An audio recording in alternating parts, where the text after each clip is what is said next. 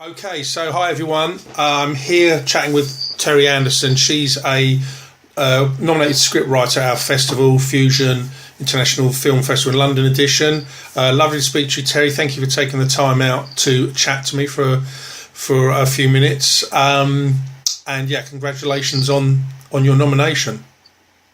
Thank you, Steve. I really appreciate it. Before we get into the script, I know you're going to. I'm sure you give us a brief. Please give us a brief synopsis in a moment.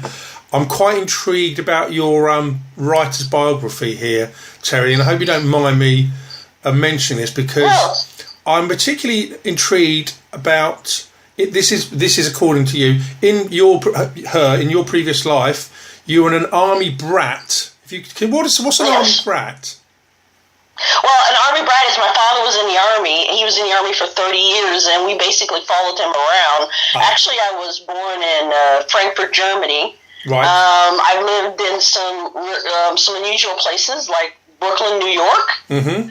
I've lived in there's this they call this post is called Fort Leonard Wood, which is where we usually would find ourselves.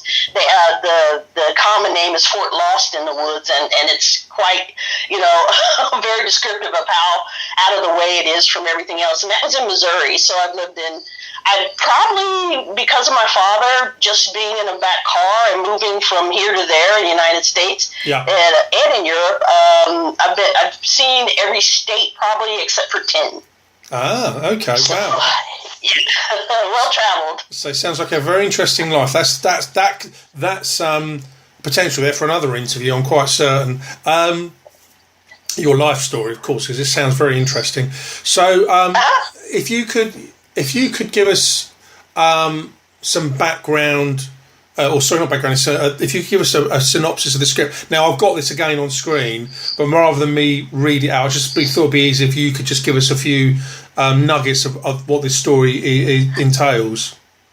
Okay, would it be okay if I just read a small treatment I created? Absolutely, would definitely. That be okay? Definitely.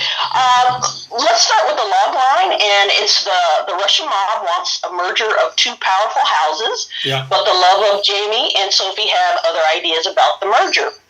Okay, Jamie and Sophie have been in a committed relationship for 7 years with two small boys. Yeah. Jamie leaves for a regular day of work and a merger announcement. Sophie feels that something is off and asks if he is well several times before he leaves. He assures her that he is well and that he would see her later that night. The merger announcement is set at a downtown Los Angeles hotel. Mm-hmm. Turns out to be a merger of companies as well as families. Jamie's father invites Sophie over to listen to the announcement without Jamie's knowledge. He thinks his revenge on his son is complete.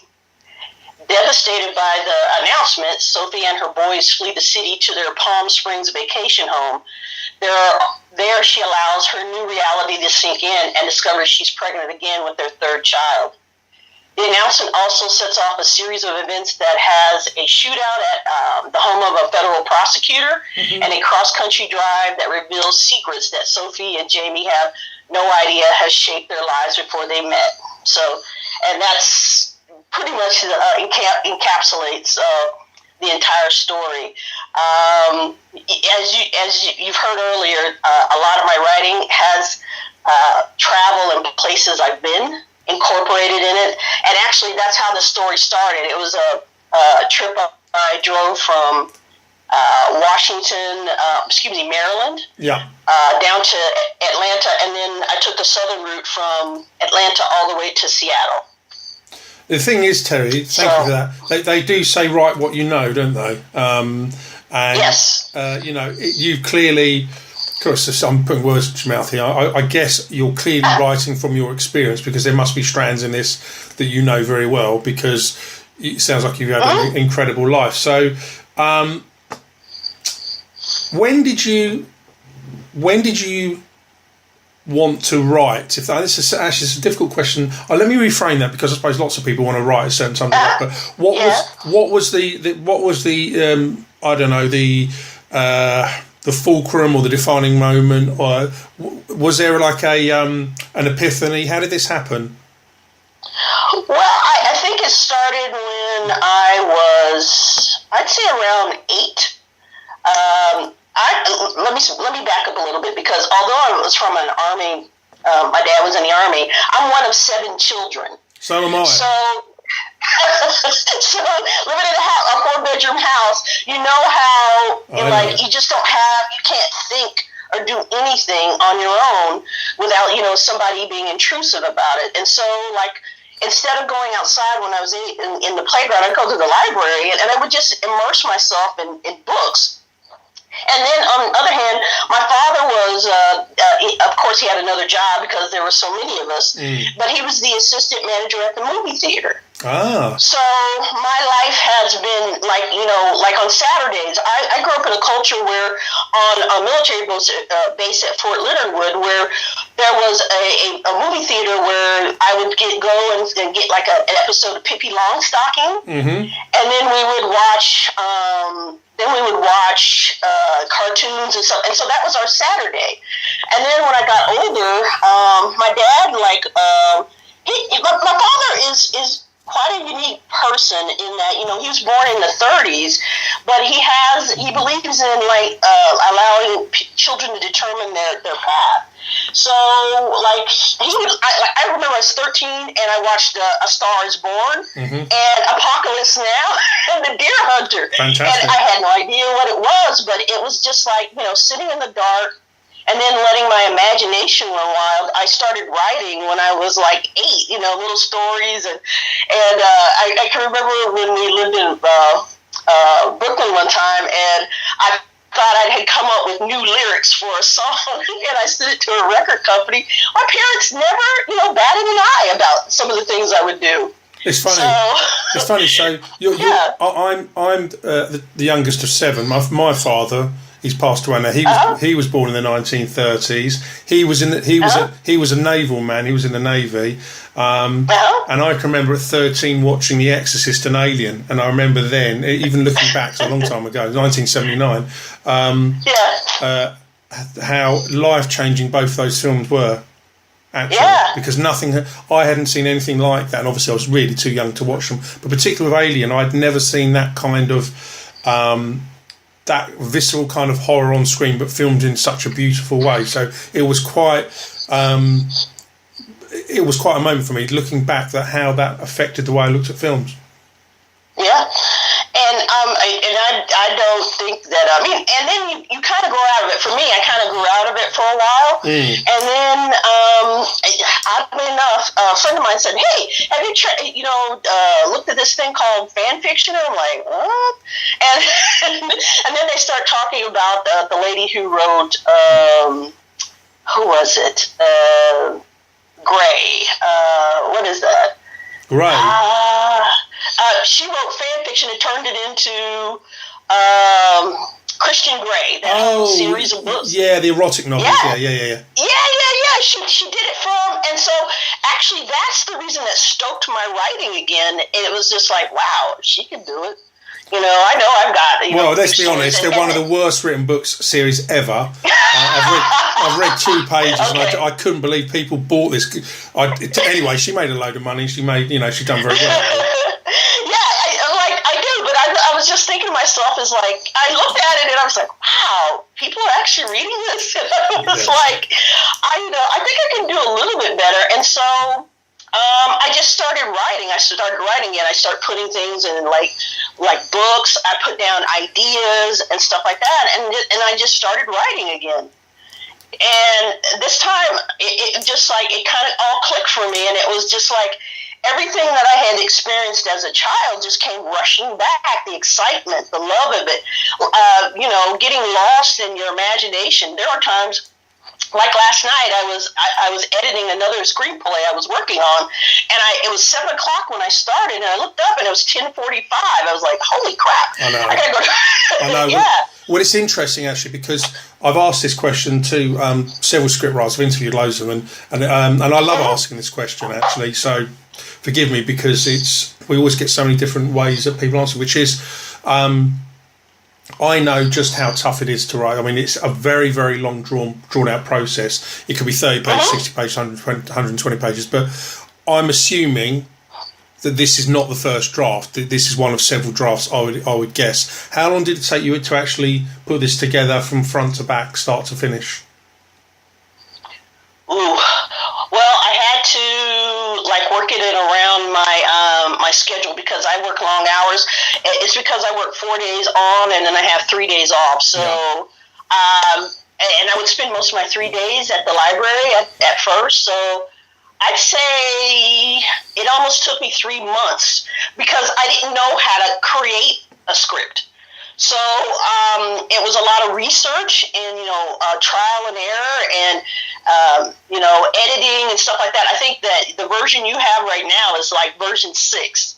Which is not unusual. Yeah. That's not unusual. So tell me, I'm guessing when you were happy with this version, this final in inverted commas, because for all I know you might be editing it again, but let's just assume that this is a final version for a moment. What kind of reaction have you had to, because often script writers will pass their scripts to family or friends or people they know. Have you let other people read this, and if so, what's been their reaction? Well, yeah, because I think that stories are like your children, and I was really, I just didn't want any criticism. I guess that's the best way to put it. But then finally, I was like, you know what? I need help. I need another pair of eyes. I can read this a million times, and this is not gonna. So I got one of my sisters who is an English major, and she went over it and she made some corrections.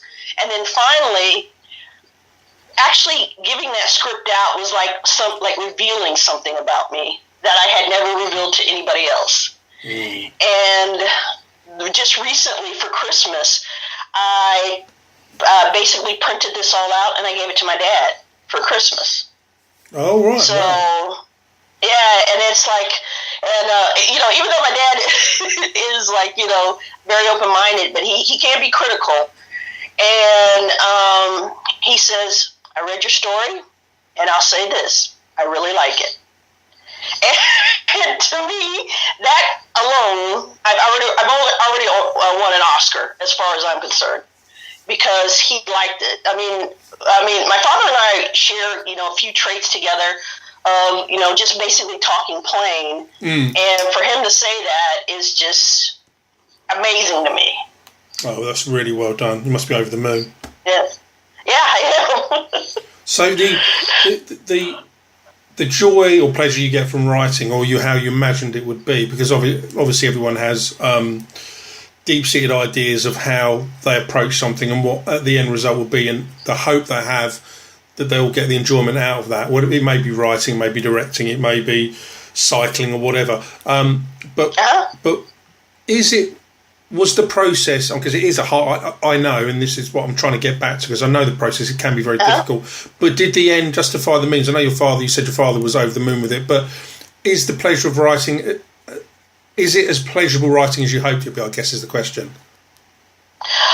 Yes, because I can get, I have these ideas rolling around my head, and it's kind of like basically taking them out of my head for good and just kind of releasing it.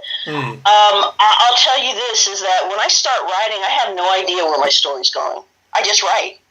And then, sometimes I'll pull things out. And it's, even when I'm going back, okay, I'm finished with this story, so let me go start editing. And I'm like, I didn't see that coming.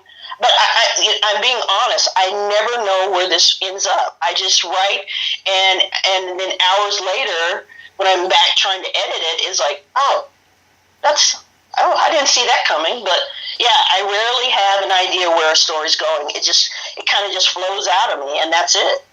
And how do you follow this up? This story, I've already completed a short script. Why? And I've actually started debuting it at film festivals. I'm actually working on a third story right now. Wow. I have let's see, in my project that I'm writing right now, I have, let's see, total, I'm writing right now 1, 2, 3, 4, 5, 6, 7, 8, 9, 10 different stories that I am trying to edit into scripts. How do you find time to have a life away from it? Because it's, and that sounds almost like me joking, but I'm kind of not, because I guess you have to have structure in order to do this, because as you said yourself last night, you were editing one of your scripts, and before you know it, nearly 4 hours have gone. So, and I know how quickly the time can slip by. So how do you sort of regiment yourself? Maybe having a military background helps, I don't know, but regiment yourself to do these in the chunks that you do? Well, I don't have a family. I don't have a husband. So it's just me. I live by myself. And you're right. There's a certain amount of discipline about it. But the thing is, when you're doing something that you love, you just do it. And what's even crazier is, like, after some days I work 12 hours, then other days I work 2 10-hour days, and then I have an 8-hour day. I still come in here, and I don't watch TV. So that's another thing. Right. So you're not, that's helpful. That's helpful, yeah. So I've put this on the back burner for so long that right now I just don't feel like I have the time to waste anymore. And either I'm going to do it now, or I'm not going to do it at all. So that's where I'm at in my life right now. And just finally,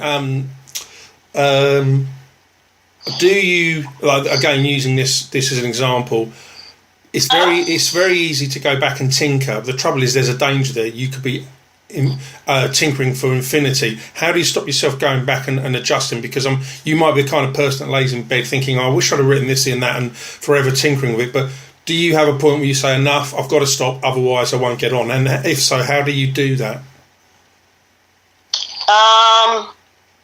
Because you could spend your life.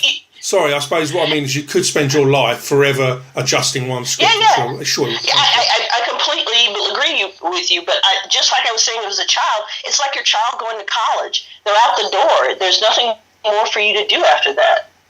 You have to say, okay, this is it, either, and then, like, entering certain film festivals and actually getting some traction with your story, that even validates me even more that the story is finished. Definitely. No, that's brilliant. Thank you very much for that. You really, really explain well. And would you believe it? Before you know it, over 17 minutes have gone. It's quite incredible, isn't it, how the time goes? So yes, it has. Please stay on the line. Thank you very, very much for that, Terrie. That was wonderful to talk to you. And hang on for one moment.